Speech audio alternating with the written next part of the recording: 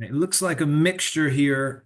See a lot of MSWs, some mental health counselors, pretty much all over. We have some undergrad. Initially, it looked like FSU was heavily attended, but now it looks like there's a lot of UF and FAU and um, St. Louis, couple Capella, Cal Baptist. That is not one we've had an intern, so that's interesting. Wake Forest, Grace Taylor, oh Jackson. Yeah, okay, awesome. So, what we're going to cover today, and for those who are in your undergrad program, I think it's still helpful for you as well when we talk about master's programs, and I'll briefly talk about I think the some of the value of certain master's programs, but then we'll mostly spend a lot of our time talking about the transition from your graduating or soon to be graduating or your year out or 2 years, whatever it is, and then ultimately what it looks like to move into the workforce. So I do see a handful of Elite DNA interns there. So shout out to all of you and I appreciate you joining. Um, what we're going to do is we're going to leave about 15 minutes at the end for questions. So what I recommend is hold your questions in the chat um, until probably closer to the end. So if you just write it down, then you could then send it into the chat. Just because what I don't want to do is we get so many questions and then I can't go all the way back up. So we'll go from there. But I try to leave it so we have at least 15 minutes to answer questions.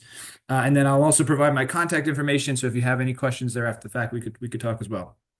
So let's go ahead and kick it up so we have enough time for questions. Let me pull up the presentation here. Share my screen.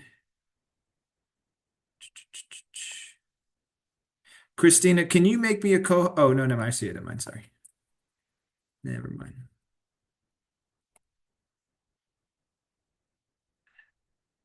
Oh, can everybody see my screen? Perfect. So, um, ultimately, the presentation we're going to talk about, right, the navigating the professional landscape, the economics and realities. I view this and I get bored easily, so I wanted to make this presentation, somewhat interesting, right? And I wanted to put it into the scope of superheroes because if you think about the work you all are doing, right, or going to be doing, or on the path to do, you truly are superheroes in the making, right? So. And I think the important thing to note when we think about this field and what is very prevalent, especially early on when you come out of school, even in your internship, is imposter syndrome. And I think it's important to note when you think about imposter syndrome, when we think about superheroes as well, there's two kinds of superheroes, right? So there's those who were born a superhero, right? For those of you who are familiar with superheroes, Superman, Wonder Woman, they were born superheroes, right? So they had superpowers to begin with. And there are many therapists that grow up and they know they want to be a therapist and they have these incredible skill sets that make them just an incredible therapist from the get-go.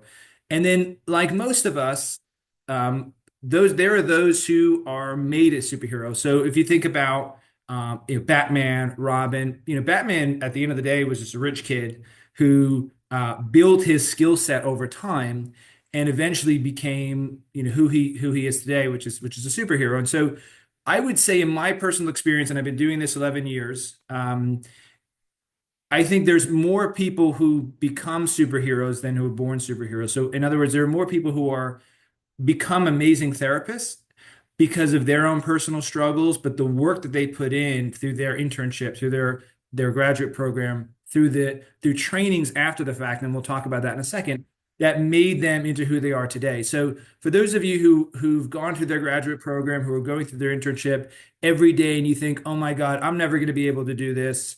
I can never sit in a room with a patient by myself. I'm not going to be able to make an impact. Just know that everyone who I've ever worked with who's been a really great therapist has been in your shoes. They weren't necessarily born into it. So My name is Philip Cirrone. I'm the Chief Growth Officer at an organization called Elite DNA Behavioral Health. The DNA in the company stands for Dylan, Noah, and Asher.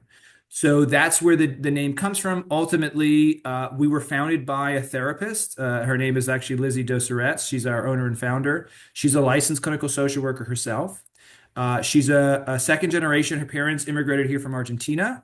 And she is somebody who is just a complete powerhouse. She was going to school, she became a therapist, and then she became a mom.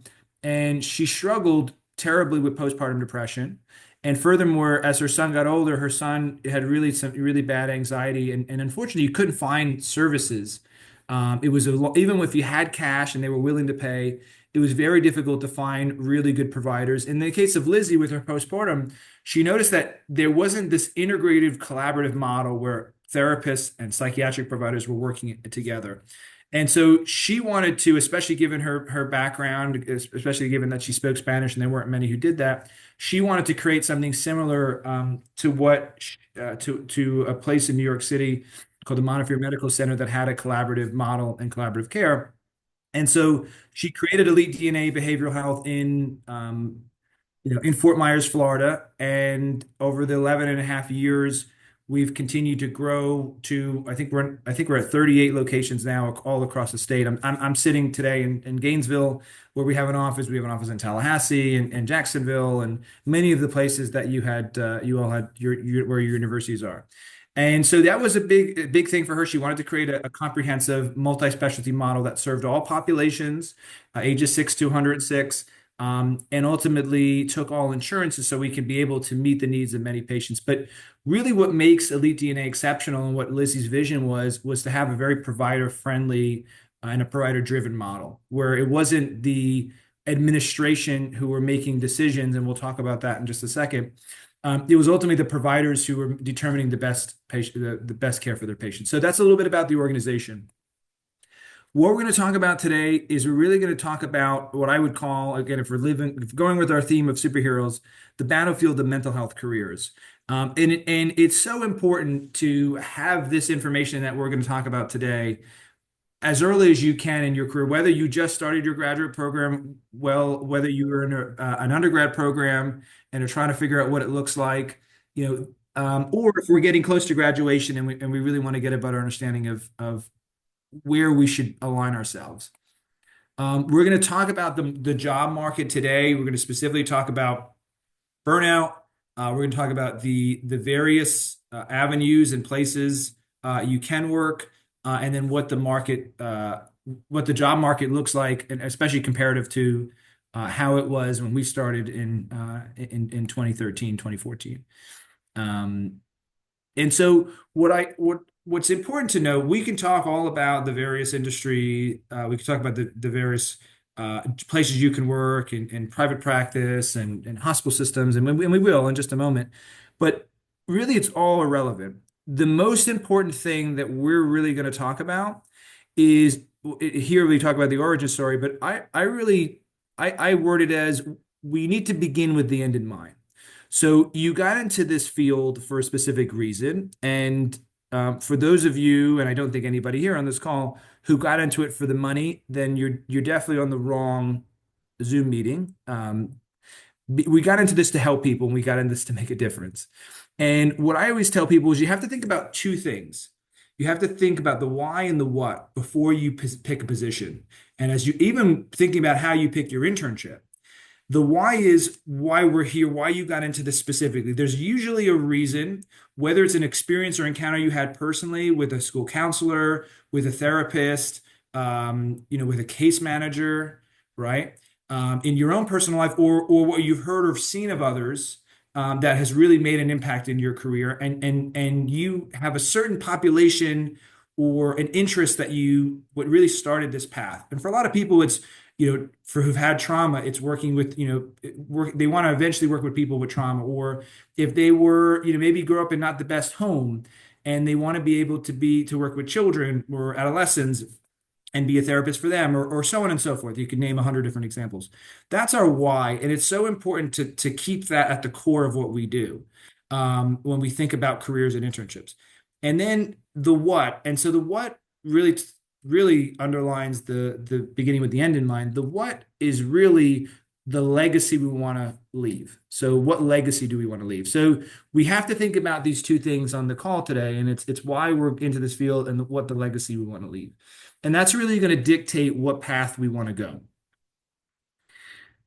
When we think about those things in mind, that makes thinking about and analyzing where we're going to work very different. So let's give an example. So if I am somebody who is very passionate to work with children, um, in my internship, right, that's definitely a population I want to look at. So when I'm thinking about internship sites, I know naturally, and I was actually talking to somebody today on the phone who was looking for an internship, and she's got, I think, 3 months before she has to get her paperwork in. And she's so anxious already, and she said she's losing sleep, and she's worried about the site. And so what generally happens for a lot of people, they get anxious that they're not going to be able to find a site, and so they go to the first site that they pick and it's not a good fit for really where they see themselves in their career. And so they've already kind of started off with the wrong footing. And there's many of us who um, have done a fantastic job of searching out multiple sites,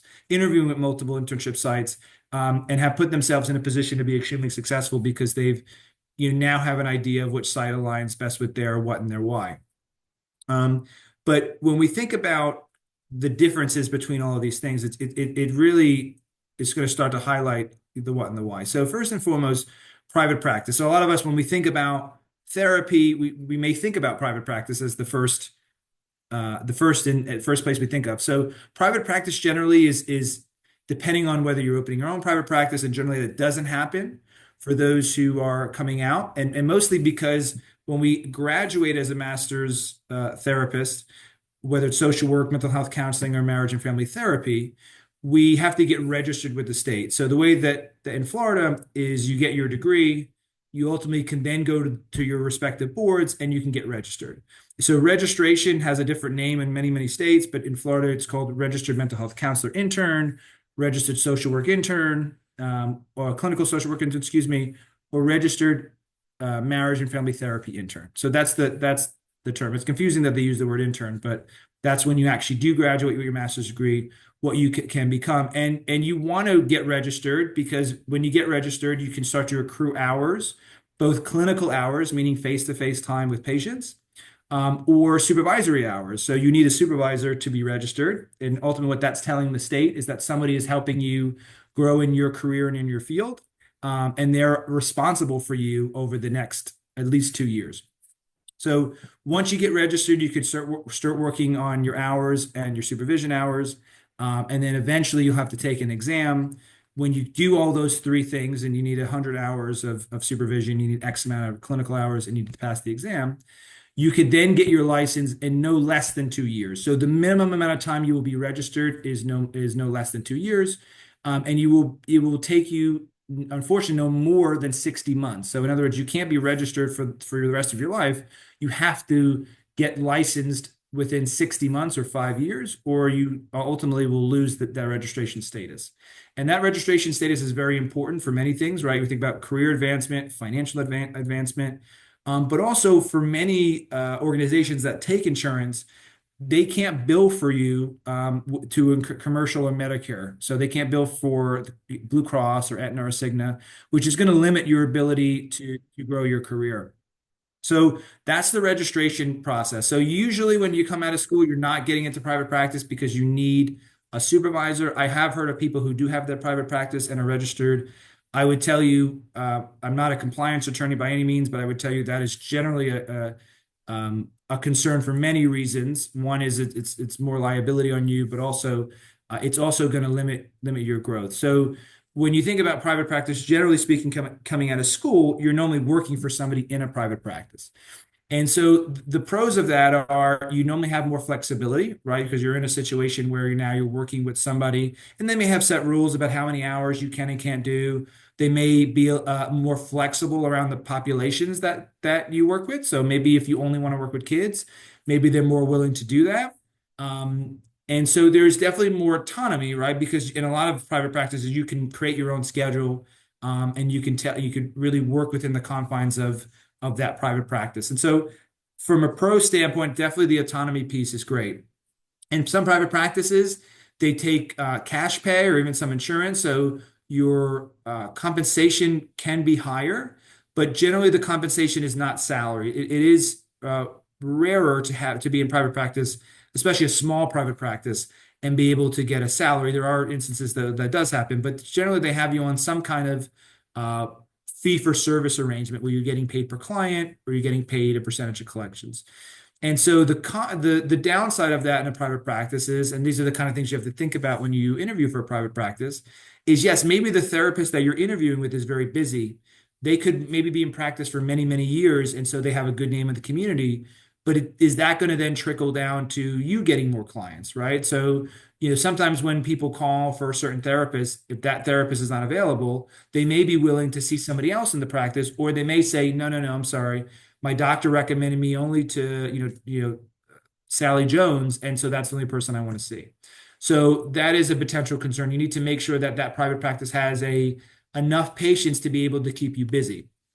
The other thing to think about when we talk about the why and the what, if your passion or your interest is a certain population, is this private practice, do they have a lot of that population? Or more so, what we see, a lot of people coming out of school are willing and want to work with a larger range of ages and populations because they've never worked with geriatrics. So how do they know if they don't like it? Or they never worked with children. So how do they know if they do or don't like it? So they want to work with a more diverse array of patients. And sometimes in private practices, they can be a little bit more limited with the patients that are coming in, whether it's from a demographic standpoint or from a diagnosis standpoint. So these are kind of things that you want to look at when you're interviewing for a private practice. How busy are you going to be? What are the rules and what is the compensation going to be? Am I going to be able to get paid a salary? Is it going to be percentage of collections? And what would that split look like? And then again, if your interest is expanding your knowledge, um, you're going to want to make sure that they have a wide array of patients.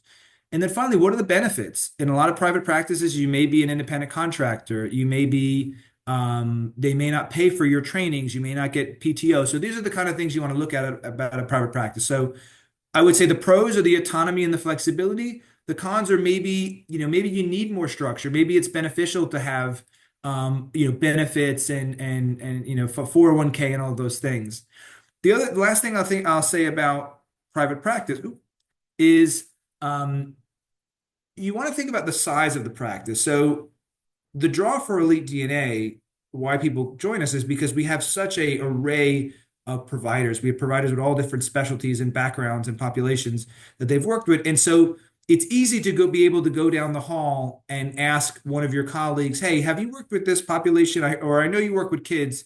What should I do? This client, we're really not engaging in, or I have a patient on my schedule tomorrow who's got this diagnosis. I've never worked with that before, and I understand you're a specialist in this. What does that look like?" It's the support because when you get registered, you have to have weekly supervision with your supervisor, but that doesn't necessarily mean that they're always available. They may be very busy with patients. So even though you have a Friday at 5 p.m. supervision with them, what happens at Tuesday at 1 if you have a patient who needs to be Baker acted and you need a licensed person to help? Or what happens when you have some free time and you wanted to, pick someone's brain, but they're not necessarily available? So those are the kind of things you want to look at. What level of support are you going to get? Especially when you want to be more, if you want to be a more specialized provider, whether it's with certain modalities or populations, the only way we get there is by having the support, the scaffolding to be able to do that. So that's one of the things you want to think about in private practice. When we think about agencies, generally we're talking about community mental health centers or nonprofits. And so those are usually more structured organizations. So they'll have more robust benefits package, 401(k), PTO. Usually they're a salary. Sometimes depending on what position you're in, you may be in a situation where you're getting a lot of patients because maybe they take a lot of Medicaid or other state payers. And so there may be a high volume of patients your way, or you may be in a specialty program where maybe you're only seeing a couple of patients a day. And so it could vary pretty widely. Usually the pros or agencies are the structure and the benefits and things of that nature. Sometimes and we'll talk about this a little bit later, sometimes with agencies, they may be a nonprofit, so there may be some ability for student loan forgiveness programs.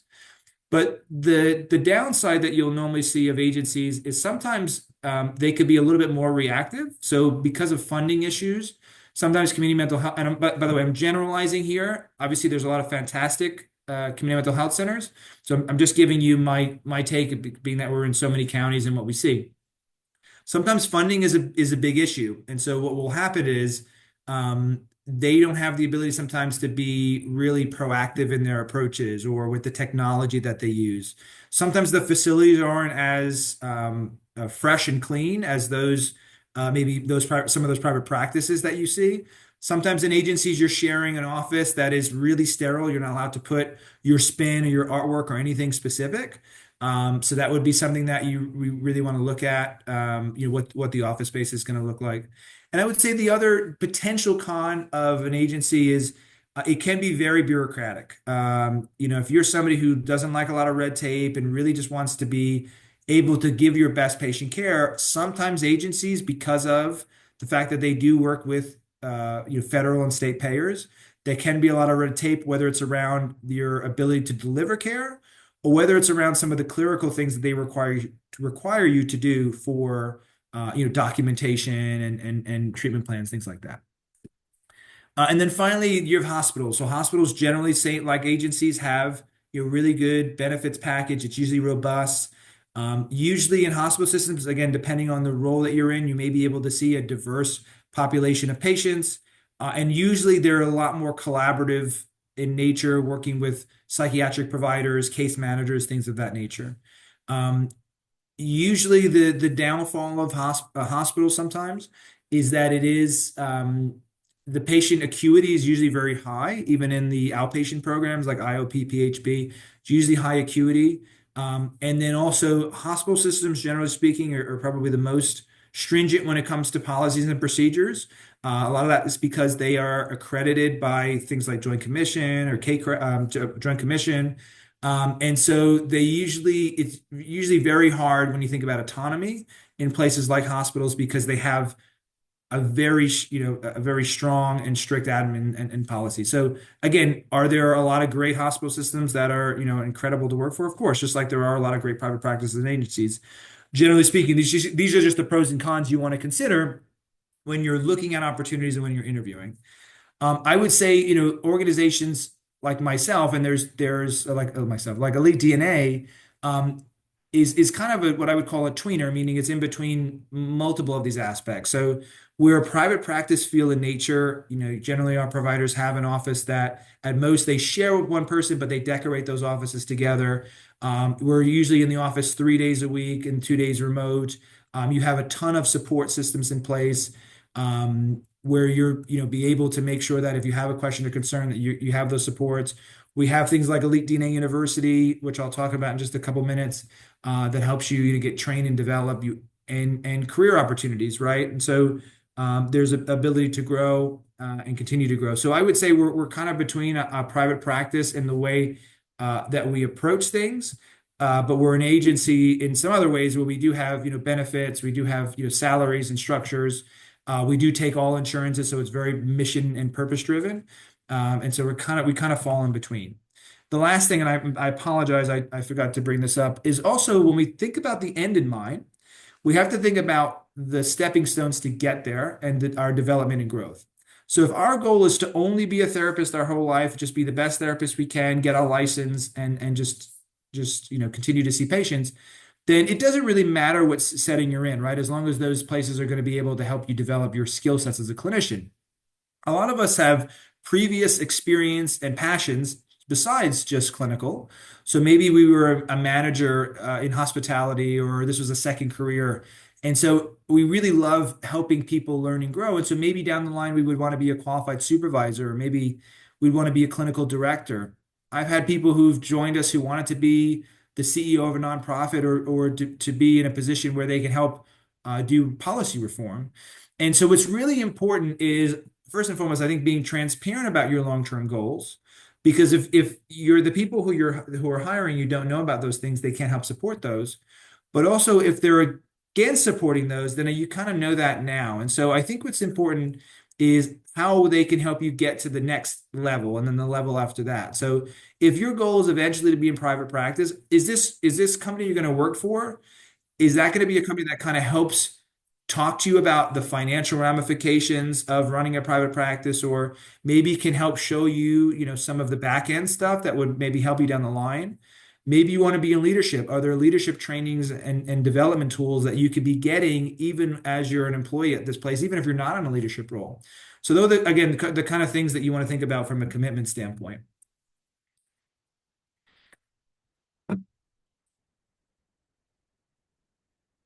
So leveling up.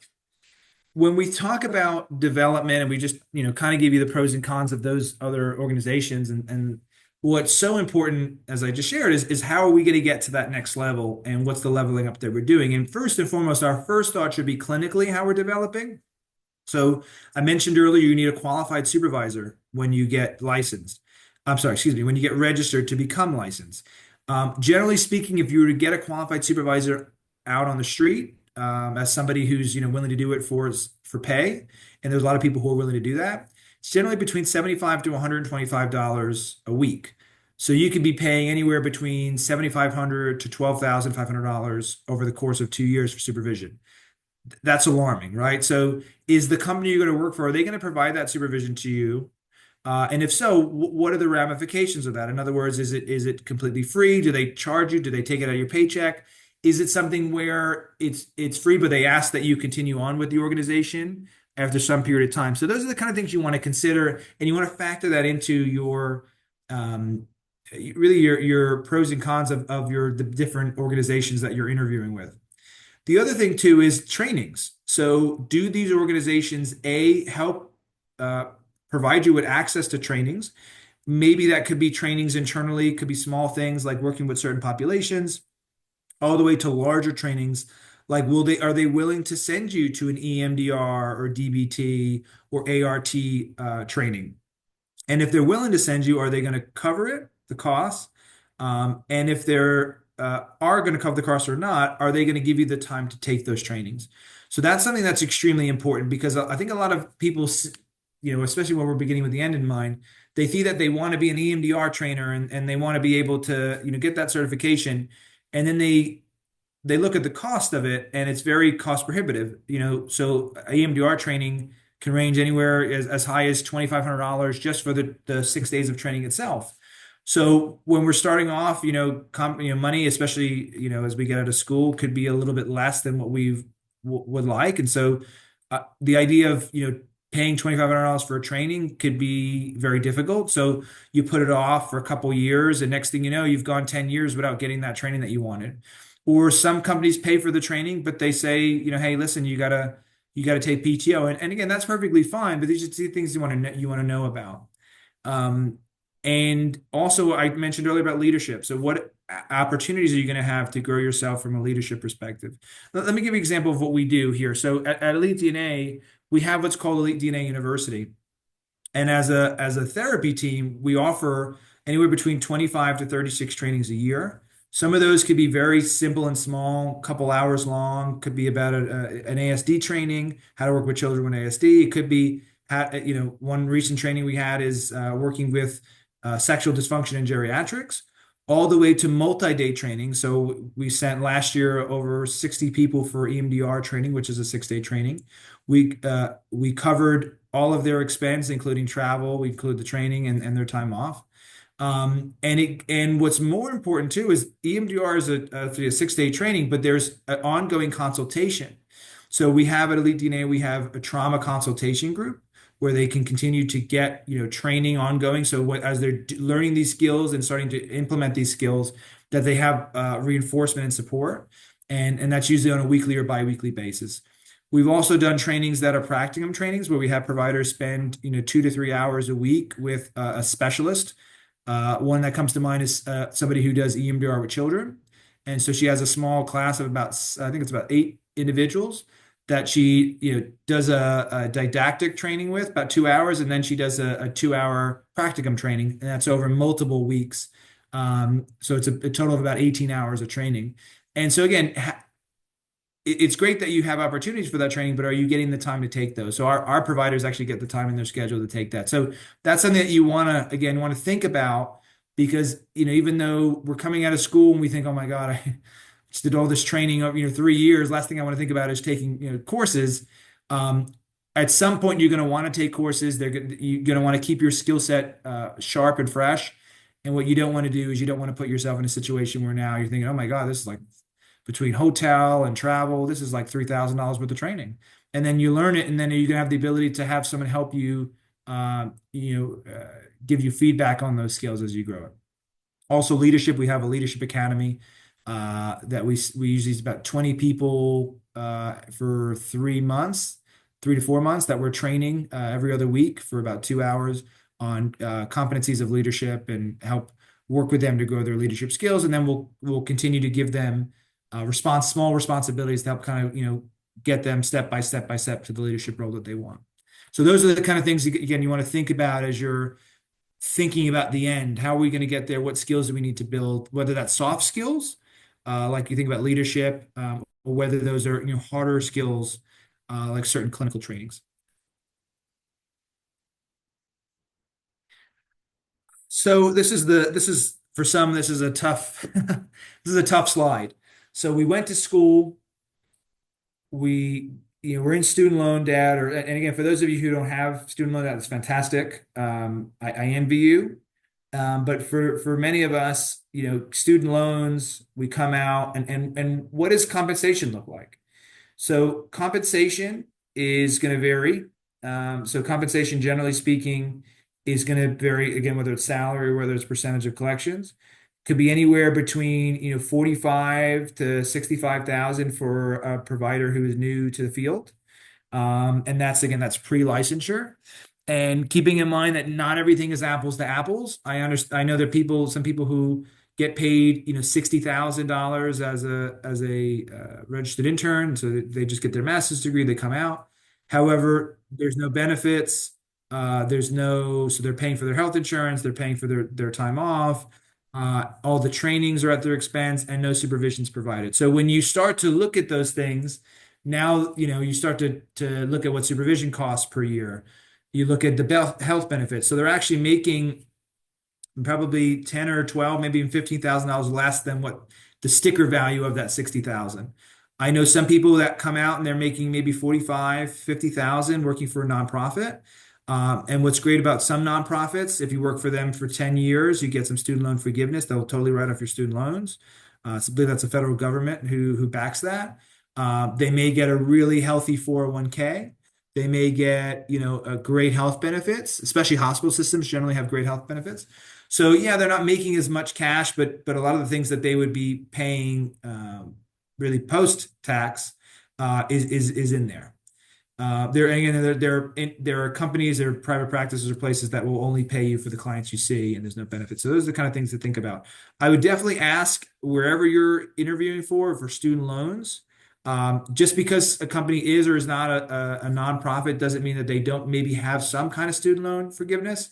For example, we're a for-profit, but we have pretty much all of our locations backed by a HRSA, which is a federal program for the STAR program, so they can get student loan forgiveness there. I think it's a 2-year, $50,000 program, if I'm not mistaken.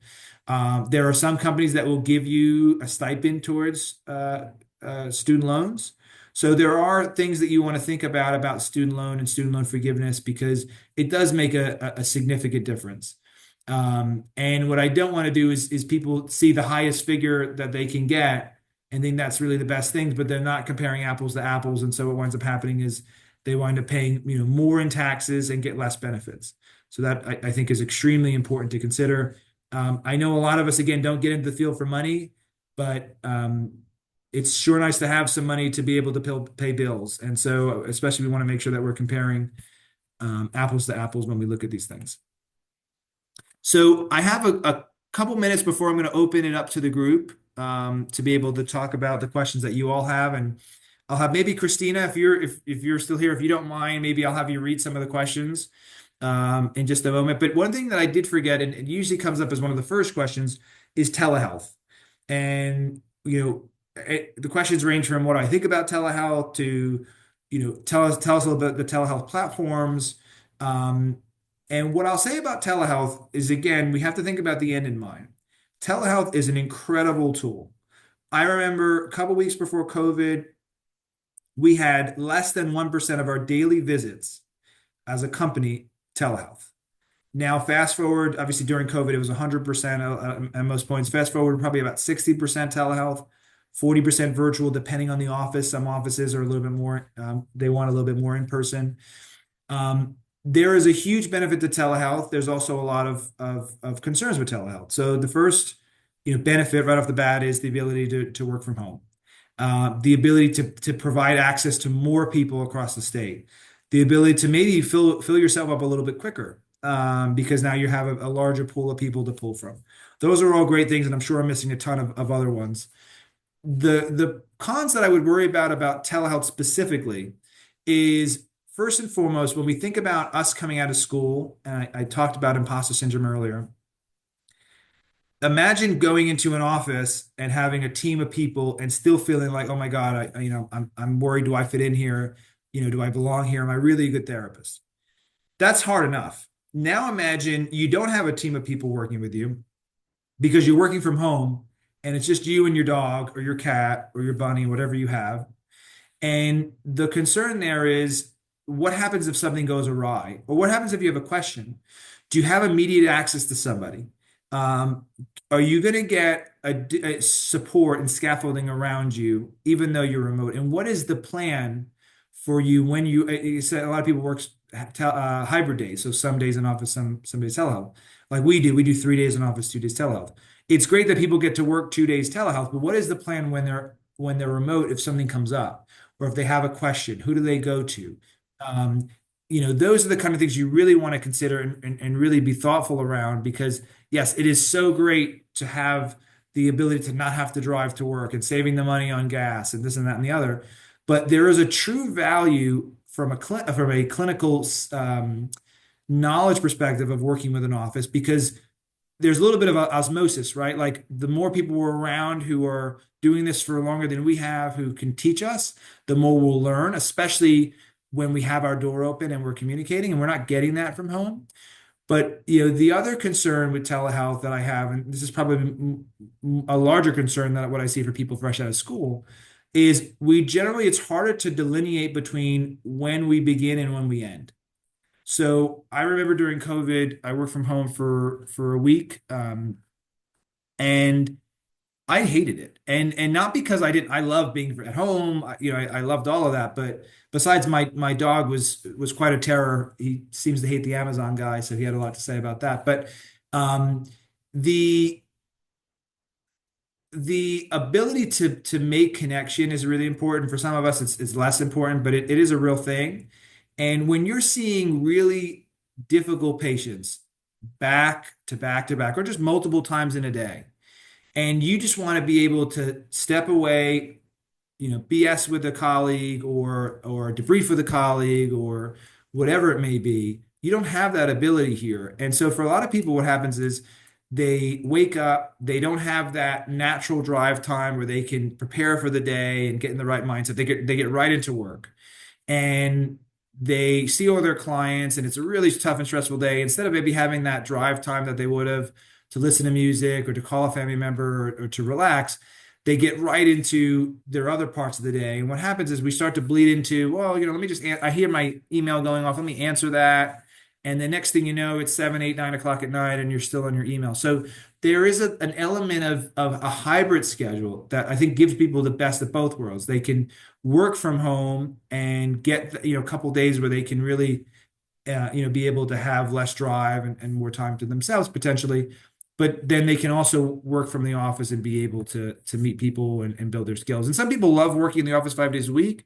But what I see in the interviewing and the things that we do, especially with newer grads, they're asking for more and more telehealth. And I think, sometimes it could be more of a recipe for disaster than a recipe for good. Again, I think there's a lot of benefits of telehealth. This wouldn't exist, this meeting wouldn't exist right now without it, right? But I just have concern if somebody is all telehealth, especially just coming fresh out of school. Um, Christine, are you available to read some of the questions in the chat? Yeah, I sure am. The first one is, what are the benefits of being a registered clinical social work intern with Elite DNA? Health insurance, 401k, PTO, etc. Also, what is the typical pay range for a postgrad? Great question. So, um, the benefits at Elite DNA, so we provide PTO, it's generally about 120 days. Sorry, that would be great. 120 hours, 7 paid holidays. We have medical benefits. We cover your malpractice. You have a 401k. We do a 1% match. But also, I think the biggest selling point of Elite DNA is we provide qualified supervision to you. And you also have Elite DNA University, which I mentioned earlier. And all those trainings that we provide inside Elite DNA University, and there's tons, are no cost to you. And they're ultimately uh, we also provide you with the time to take those trainings. So it's not just, hey, we have courses, but oh, by the way, you can't take them because we're never going to give you the time to do that. It's, hey, we have courses, take the time to take these courses and make yourself a better clinician. So I think that's a big draw for a lot of people when they join the organization. The compensation will range, right? So what delineates compensation for us will be the ages and populations you're willing to treat. So the larger ages that you treat, the more marketable you are, so the easier it is to fill you with patients.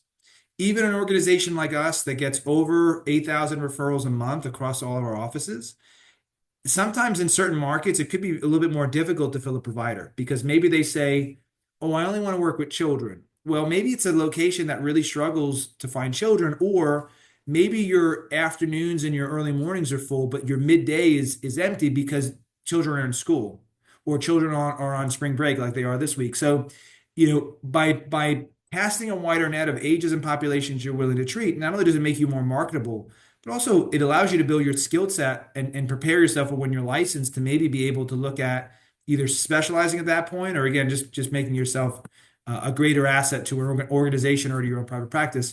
So it will range between, that's one of the factors that will affect compensation. It will range between 50 to 58,000 in compensation. However, we have a lot of providers who are making, mid 60s to high 60s because they eventually transition to our percentage of collections model. So we have two options, a salary and a percentage of collections. For those who are giving exceptional care and their patients are continuing to come in, they're a little bit busier than maybe some of the others. They're making really good money. So we give providers both the options to pick. So it's unfortunately it's a little bit of an obtuse answer, but it's a wide range because we have almost 400 therapists across the organization. So they'll vary if they want to be on a salary and work with certain populations. They're going to make a little less than somebody who is on a percentage of collections and seeing everybody. So hopefully that helps answer that. Christina, what was the next question? What are some tips for success as a student intern at the practice like Elite DNA? So the tips for success, I think the interview is always important just to make sure that you're aligning with the organization's values, right? So you want to make sure that the organization shares your values and vice versa. So we always want to make sure that we go into a situation with alignment. That's first and foremost, because if we're not aligned, it doesn't matter anything else thereafter, it's never going to work. The tips for success, and I know this sounds really silly, but if I were to summarize it by two things, to show up on time and be kind and curious, right? And maybe that's three things depending on how you delineate those. But I'm really shocked sometimes when we do our student intern orientation and we're training these students and you have a couple people who are 15, 20 minutes late and they miss a big chunk of training because of that.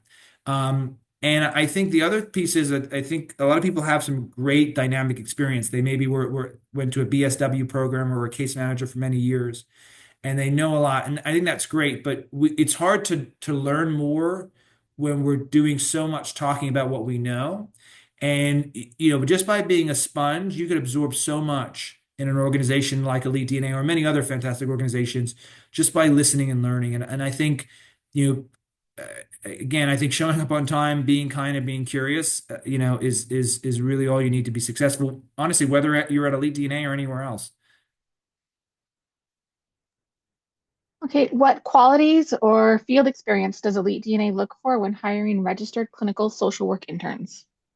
Yeah, so this is something over the years we've narrowed down further and further and further when we look at what makes people successful. We want people who want to take good care of patients and who want to make an impact.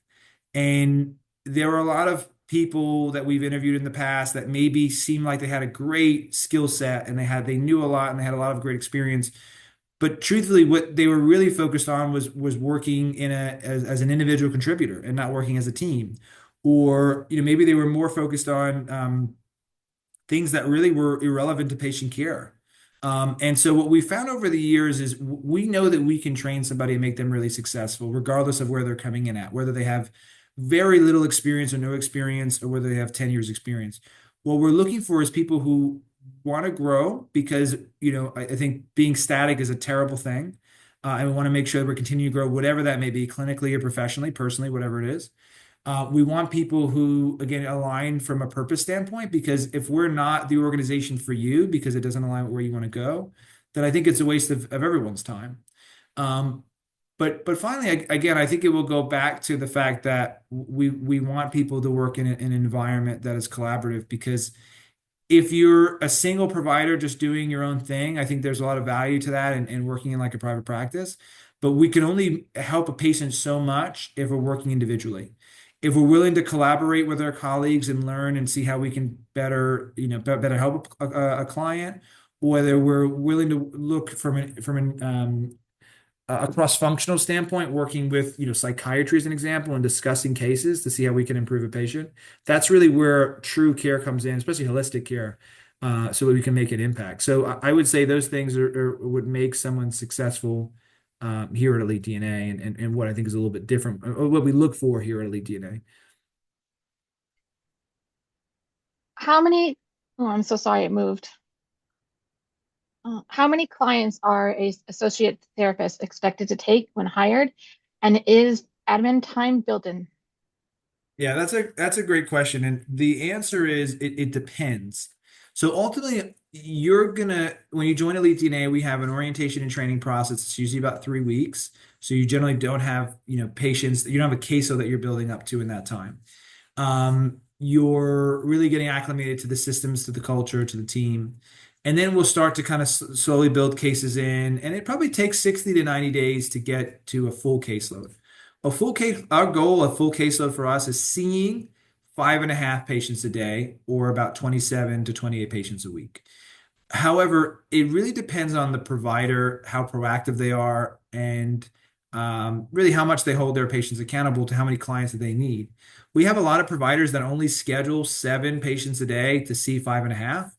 Um, However, we have other providers that need more, and I think the difference between the two is because the ones who are scheduling the least and they're making sure that their patients are the schedule's full, their patients are held accountable to showing up to their appointment, because listen, stuff happens, and not every client shows up every time, but are we having the conversation with that client to say, hey, so I understand this happened or that happened. Totally understandable. I just want to remind you of our policy. And unfortunately, if you continue to miss appointments, you may jeopardize your ability to be seen here. And ultimately, we want to help you. We want you to get to treatment plan goal X. And if you're not able to attend, we can't help you do that. And so those providers, especially if they're proactive at looking at their schedules, they need as few appointments as possible to see those 5.5 patients a day. Will interns have access to training, or is it only accessible to clinicians and paid employees? Yeah, so the interns have access to training. They don't necessarily have access to the heavy trainings, but like the EMDR, the DBT, just because they're not, that the level of prerequisites needed to take those courses is a little bit beyond a student intern at that time. But a lot of the our foundational courses are accessible to student interns. And that way they can take those in their free time, or time in between patients, or if the patient doesn't show. But the bigger trainings, they would have to be employed and be able to have certain prerequisite skills before they can start to take those. What is the typical workload for a registered marriage and family therapist at Elite DNA? And do you have MFT supervisors? So the latter question is yes. We have LMFT supervisors, or they're licensed marriage and family therapists who could supervise our MFTIs. And whether you're a social work, mental health counselor, or MFTI, that caseload requirements are going to be the same as I mentioned earlier. it's going to be about 5.5 patients a day. So it doesn't matter if you're at any one of those three, social work, mental health counseling, or marriage and family therapy, the requirements are going to be the same. We call that role an associate therapy role, and it's really anybody who's just not licensed yet. Does Elite accept contractors or just full-time employees? Yeah, great question. So we only accept full-time employees, and this is the reason why.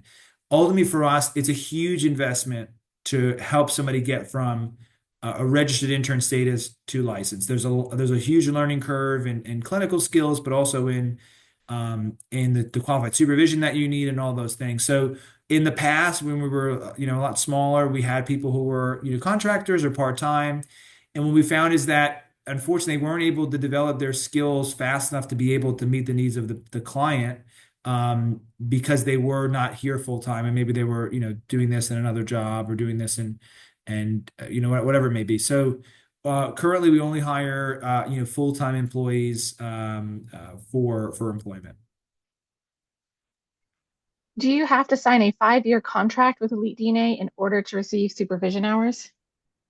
No, you do not need to sign a 5-year contract. What our rule generally is, if we're providing qualified supervision, for every week of supervision we provide to you before you get licensed, and so there's 100 hours that you need. So maybe you get 100 hours with Elite DNA of supervision. We ask that you stay on for the same period of time afterwards. So you going back to that example, if you did 100 hours pre-licensure of supervision, we ask that you stay on 100 weeks thereafter. So it's roughly about 2 years. So that would be our goal in working with people. We understand sometimes people have to leave prematurely, they move, whatever the situation may be. We would assess them kind of a small supervision fee after the fact if they were to leave prematurely. But generally, most of our, and I think I want to say it's 90, I have to look at the most recent data. I think it's 94.7% of individuals who get qualified supervision with us stay with us even 2 years past their licensure. And I think a lot of that's because of the ability to grow. We have multiple levels of positions and roles. So people are constantly growing with the organization. So they'll have the ability, even whether it's just clinically growing, but also from a role perspective, growing with the organization. Last question, do we pay for travel time? Um, I guess, can you elaborate on, not necessarily you, Christina, but whoever asked the question, can you elaborate on that? What travel time to and from where?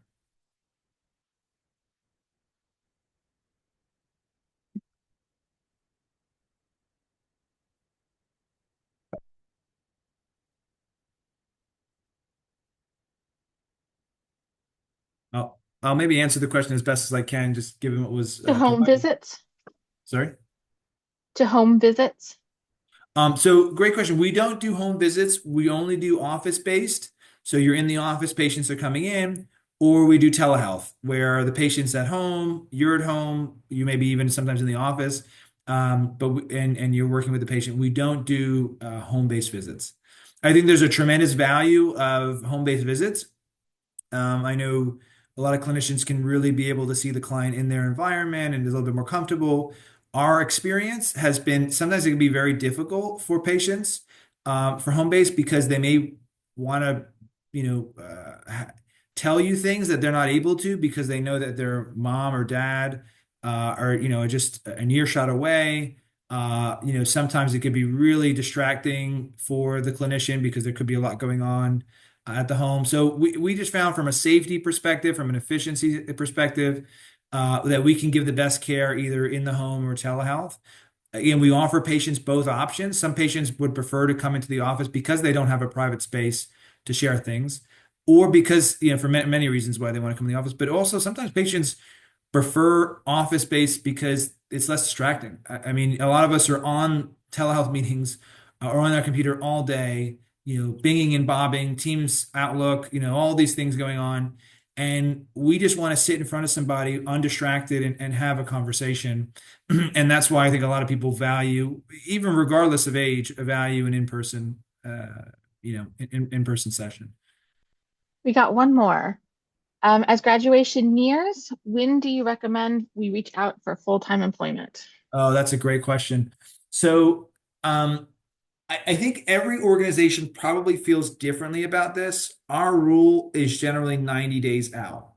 The reason why 90 days and not 6 months is because the more experience you can get in your internship, the better. And so, if you're 6 months out, as an example, there's 3 months less of experience you would have if you're 3 months out. And so, you can continue to see clients and gain skills that you can talk about in your interview. That's going to be really, really important. The reason why I don't recommend, a week before you graduate or a month before you graduate, and by the way, there's nothing wrong with that. I think the more time you give yourself, especially when you're not under the clock, because a lot of us get stressed. We have a lot of loans and payments and things to do. And so as soon as we get our license, as soon as we graduate, we want to get our information over to the state. We want to file our registration and we want to get started.